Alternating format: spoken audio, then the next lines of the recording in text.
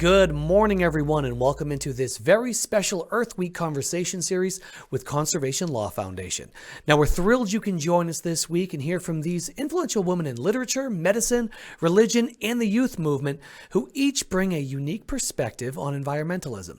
Now, it will be a wonderful conversation, and we hope you enjoy it. But if you do have any technical issues, our event manager, Katie Ardrey, is standing by to help you out. You can contact her directly via email at kardrey@clf.org.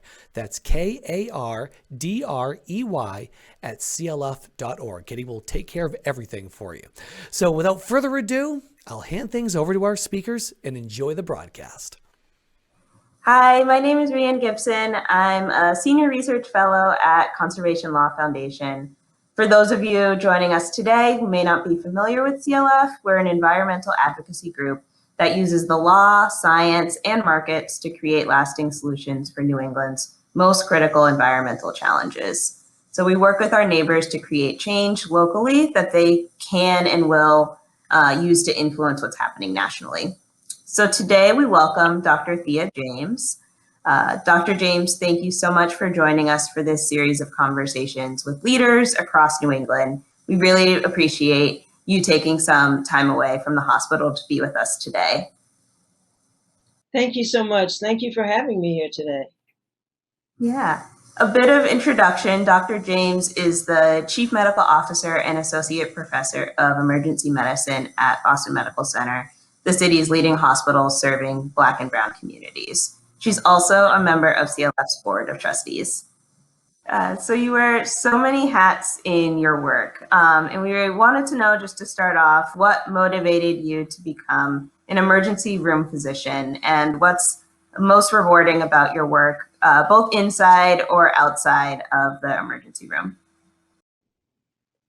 Well, emergency medicine, it's interesting. I never entertained any other specialties other than emergency medicine. Part of it may have been that I went to medical school just a few years after undergraduate and graduate school. I didn't go immediately from undergrad to med school. And that probably life or lived experience probably gave me a broader perspective and a more depth in understanding humans. And so when I went to medical school, and before I went to medical school, I had one job that I had was as a phlebotomist. It was a part-time job, but I worked every Saturday and Sunday for 16 hours each day, in addition to a Monday through Friday job I had. I did that for 3.5 years, but I never, ever felt like that weekend job was work, because it was a phlebotomist in a hospital and I loved it.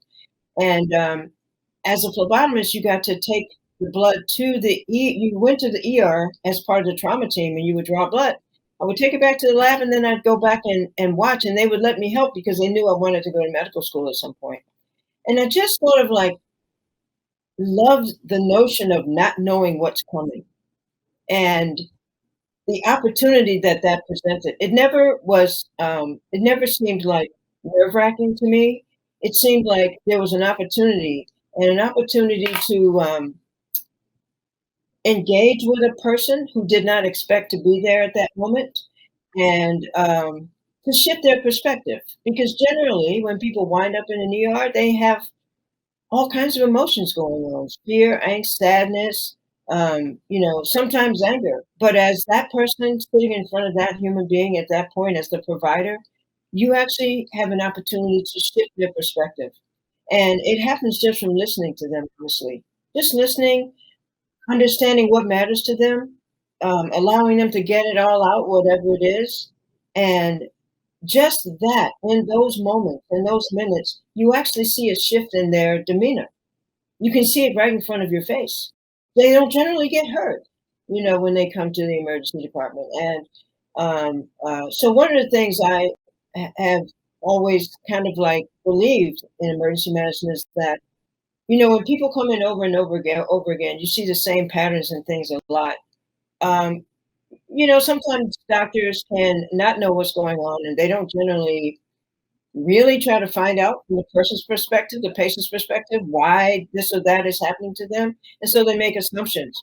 But my assumption is, and the only assumption I've ever had, is that given any opportunity a person could have, they would not choose suffering.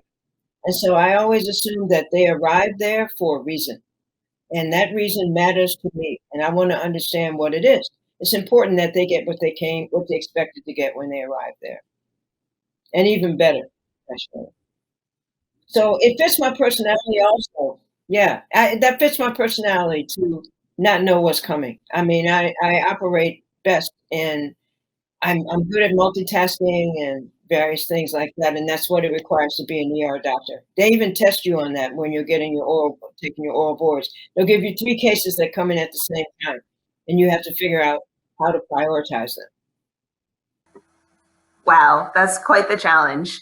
I can't imagine doing that. And so I'm sure you see this in your work in the emergency room. When we talk about health, we know that it's so much more than just the individual. Like you were even talking about some of this. We know that where a person lives affects their health. How do you see health and the environment connecting in your work? Well, having grown up in like an urban kind of environment, and having grown up as a person of color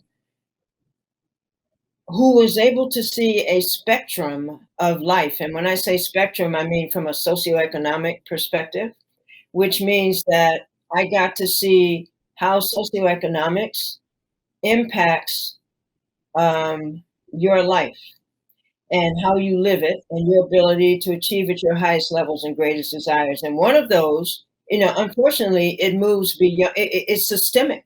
Much of it is systemic. It was established to be systemic, and which means that sometimes they can be environmental issues. For example, when it comes to housing, the way that zoning is done, what those neighborhoods look like by zones, how people of who they will build housing in communities that are not necessarily environmentally safe, either from heat, where there's a lot of concrete and not a lot of coverage of foliage and things like that, trees, or it may be next to some environmental toxins of some sort. And that translates into health for many people. Sometimes it can be, respiratory problems, asthma, heat in general, which is dangerous. It can be very, very dangerous. And so when I think back to when I, as an emergency medicine doctor, when people come in, I have that historic knowledge. I have that insight. I know the kinds of ways in which the environment can translate into disease and perpetual health instability. I'm able to see that because I've seen it my whole life growing up, and I think it's enabled me to have a perspective that I would say honestly until the last year or so nobody was really paying attention to. People would talk about things like disparities and stuff like that, but they never, disparities just grew out of the grass. No, they didn't.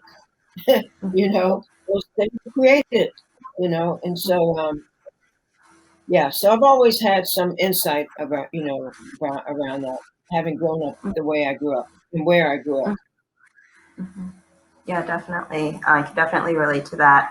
And you talked about how it's really only in the past year that people have sort of started to recognize some of this.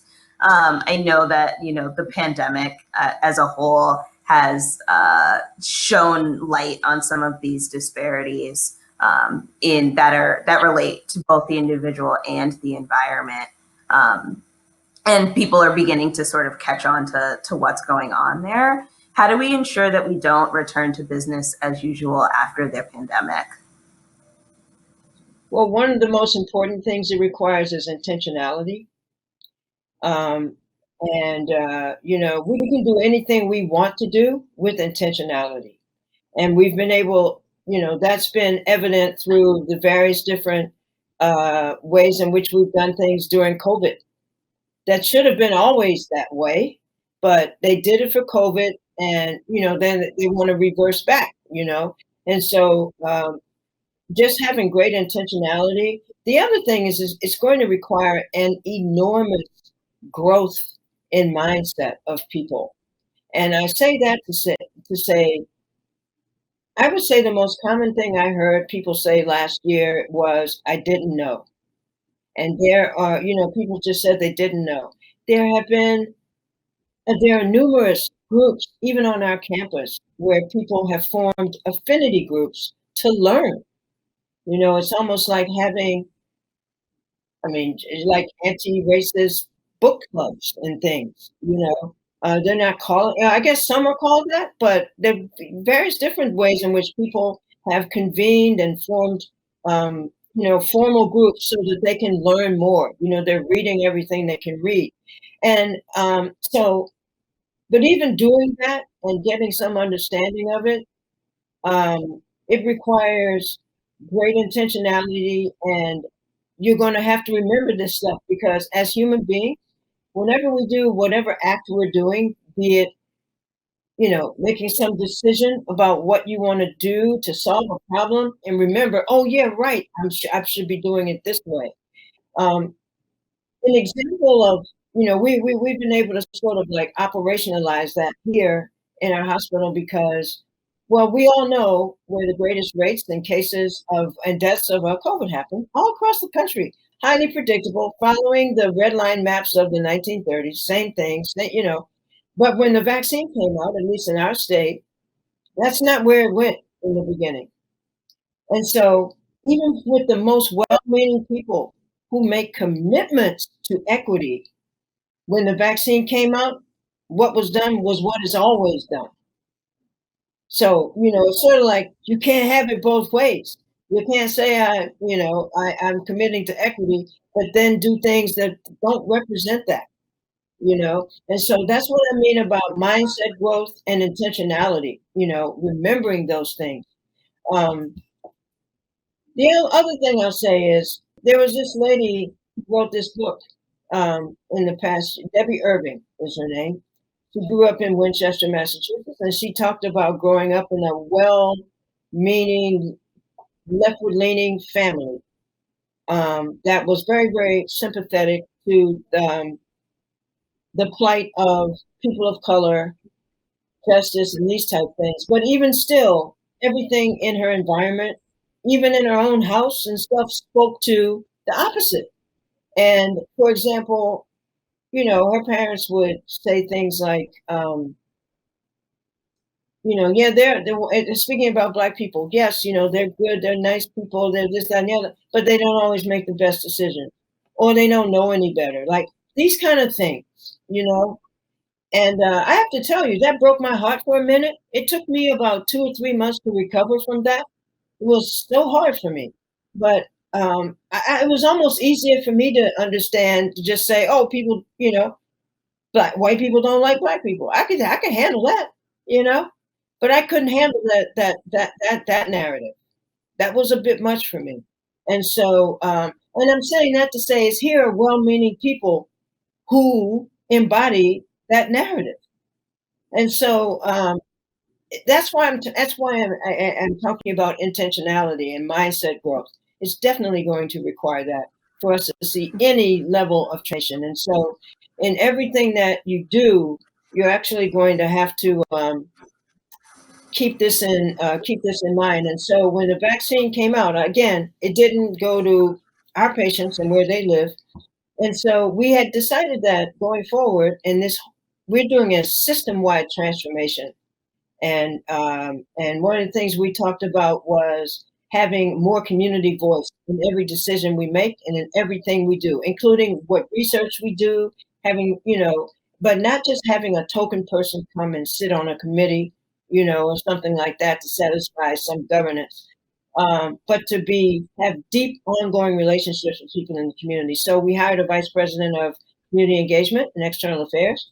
And what she did was convene leaders by Zoom, community leaders, to learn how we could partner and have them advise us on how we could provide access to people in a way that mattered to people in the community, that was efficient for people in the community, that prioritized people in the community.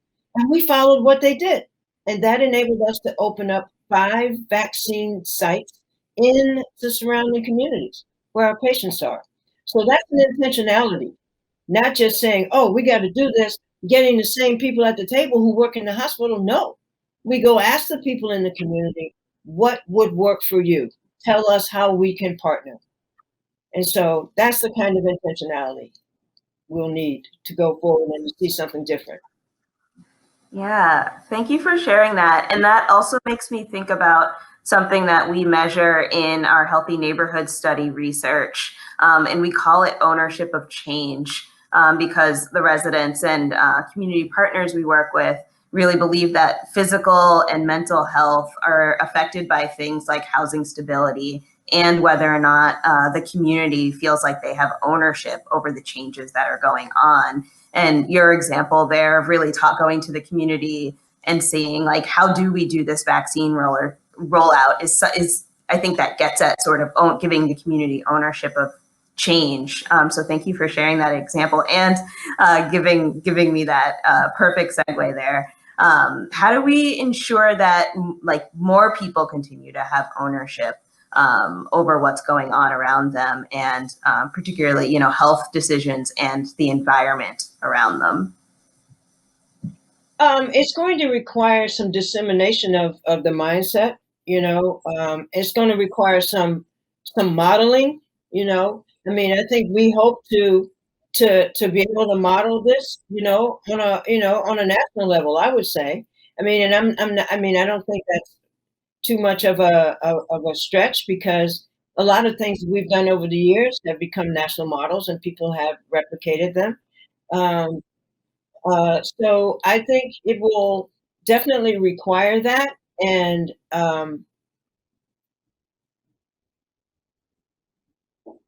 all of the various different voices that have emerged over the past year, what people have been saying in the streets, the multi-generational, convening, and even younger people out there just like saying, hey, listen, to what we're talking about. This is the deal. We're not taking it anymore. I mean, it's going to require all of those things to continue to push this forward, because many people, what people don't understand is like, this is not a thing. This is not a thing. This is a transformation.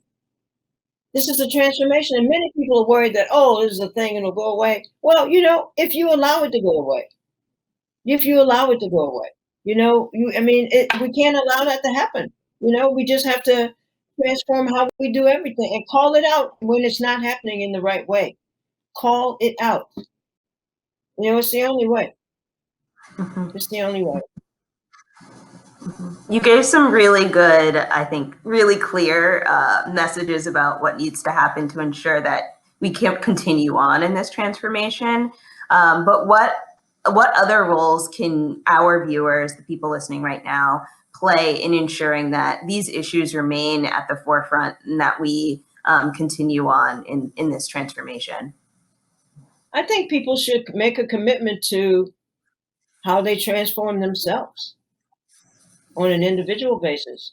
Stop and take a look. I mean, not look at this as a best practices announcement, but look at this as, a way for self-examination, and to see this not as sort of like some national movement, but an individual transformation.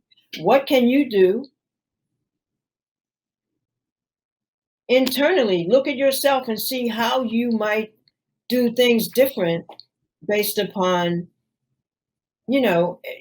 equity. I mean, here's the thing about equity. It can be tricky, like that example I gave, because like you can be looking at it and not recognize it. You could be doing it in equity and not recognizing it. And that's a major, major problem. But the one thing I have learned, and I see it happening around here every now and again, something will happen, is once you see it, you see it everywhere. And I cannot tell you how much joy, and I don't know how else to describe it, I feel when I see that happening to a person. The person I probably admire the most in this organization showed that to me 2 weeks ago, and they gave me an example of, and 2, 3 examples of how it's happening, that they've seen it and now noticing it. I was like, oh my goodness, if it's happening there at that level, we're in good shape, in terms of how we're transforming and disseminating this. So um, that's so hopeful, because you have to be able to see it and recognize it to even transform your own self, But it's worth stopping and thinking about it, to see what you could do in a very different way. And we have some very concrete examples now to share across the campus, because we hired this company who got all these interviews from patients, people doing things they would never recognize as being things that result in inequities or, I mean, even racist type things, they would never know that. But when we present these various different scenarios we've gotten from the patients, people are like, they're speechless, because they could have never imagined, because they just don't know, like they've been saying, they just didn't know. So I think, being intentional about teaching yourself, is also a way that we'll get there. Because actually, when we started this whole equity transformation piece here 5 months ago, the very first thing we did was a big data dive to look internally, to look at ourselves, to see where we were complicit, and not surprisingly, of course, we found things, and we needed to find those things so that we knew what that looks like and where the opportunities are. I mean, even in policies we have in the hospital, all those type things, oh my goodness, it's here. Believe me, there's no question.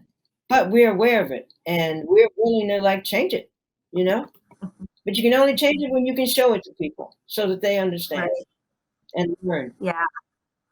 Yeah, that data really matters, and that reflection really matters on the individual personal level, and then for organizations and bigger systems to be reflecting in that way about what their practices actually are and what they look like from the community's perspective and to outsiders. Exactly. Sometimes it takes somebody like CLF, and for example, like their Healthy Neighborhood Equity Fund, for example.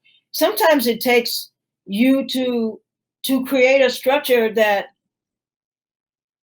you force people to operate with equity. Like if you want, it's sort of like, the HNEF said, well, if you want to get funding, you have to do this. You have to achieve this. Whatever you build has to have these elements to it. And those elements are things that are infused with equity and giving people the opportunity to engage in economic mobility, for example. People having a healthy environment around them. Green walking space, and be proximal to transit, and have access to healthy, affordable food. I mean, sometimes it requires that type thing. And that's another way. It's a great example, as a matter of fact, about how you can transform forward. You create your own system. And it is the antithesis of what happened in the 1930s when they were building, FDR was paying builders as he was trying to resurrect America from this economic disaster we had back then after the Great Depression of 1929, and then choosing home ownership and paying housing developers to build these houses, but only if they didn't sell them to black people. So this is like the antithesis of that, what CLF's Healthy Neighborhood Equity Fund has done. So sometimes it requires that, and people will conform, if they want, to get funded. And I love that. That's probably one of the best things I've happened in my career to just can participate in that and partner in it probably in my whole career, I would say, because it's like systems change. You know what I mean? So that's a great example. Yeah, it's so wonderful to hear you say that as someone who spends a lot of time thinking about that project and how to really actually infuse equity and equitable like values into the fund. So I'm so glad to hear that we're on the right path there. Given Sure. given all that's happened and is still happening over the past year, and the work that we just talked about, still has to happen. What's giving you hope? What's giving me hope is here's something that's kind of weird, but believe it or not, until this past year, and it hasn't even been a whole year yet, I have never used the word race or racism in my job in this hospital. And the reason why, it's not like I wasn't focusing on it. I was, but I was using euphemisms, And the reason I didn't use the word is because it's so charged, and without people having the depth of knowledge they have now, or the insights they have now, it would have stopped everything else that I was trying so hard to push forward. And all those things continued to go forward because I didn't say those words because it would throw people off. They would be like, oh, what? Oh, I'm not a racist. I'm not this, I'm not that, So, and honestly, I had to teach myself to start saying it. Really talk about intentionality, and when I first started doing it, I would think about it a lot afterward. But I'm much better with it now. But it's a weird thing. But I kind of figured that no need to throw people off. We have so much we want to push forward, and it'll get pushed forward. And guess what? All those things were rooted in race, but I never used the word. I just found euphemisms. People kind of understood what I was talking about, but they felt okay as long as I didn't say it, I guess. I don't know. But anyway. I forgot the question you asked me. I don't know what to answer it that way. It was what gives you hope, what's sustaining you, and I think that's the perfect. Yeah. And things are changing. Things are changing. Yeah, things are changing. Things are definitely changing. People are, becoming, there seems to be a lot of intent to learn, and so and to transform. So, I think that there's a lot of light on the horizon for sure. I'm optimistic by nature, but I don't think it's unfounded, for sure. Mm-hmm. Mm-hmm. Yeah. Well, I also am seeing the changes and seeing a path forward. And I know that we'll be working together in the coming years on, making sure that happens. And again, really, really appreciate sitting down and talking with you today. Thanks so much for talking. Thank you so much. Yeah. Thank you so much. This will probably be the joy of my day, really, because, honestly, I'm serious. I'm sitting here looking at my calendar, it's like there's no breaks, there's no breaks. Honestly, they just go to like 7 o'clock at night. No break. Oh, no. Yeah, it's so great to have you to this series on Earth Day conversations. I think this is such a relevant piece of Earth Day and these connections to the environment. And it's really important that you're making them and that, we're making them in our work today too. And thank you for the work you're doing. My goodness, the work that you are doing is so important and so transformative. I mean, please just keep up the good work. And I am just grateful for the opportunity to partner and participate in any way that I can. So thank you so much.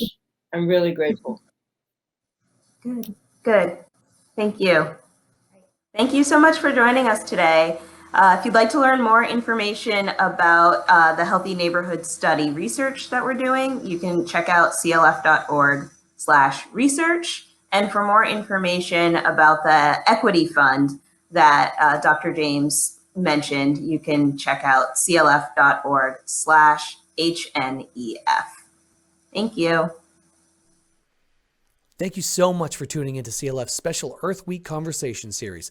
Now, we're thrilled to be celebrating the 51st Earth Day with you. Now, remember, you can tune in at 10 a.m. Monday through Thursday this week and hear from all 4 of our speakers. Just use the link in our confirmation email to tune in again tomorrow. And as always, the conversation does not end here. Sign up for CLF's e-news by going to www.clf.org so you can stay informed and take action. You can also support CLF by donating just below this video player. A gift at any level drives our work throughout New England forward. Thank you, and we'll see you tomorrow.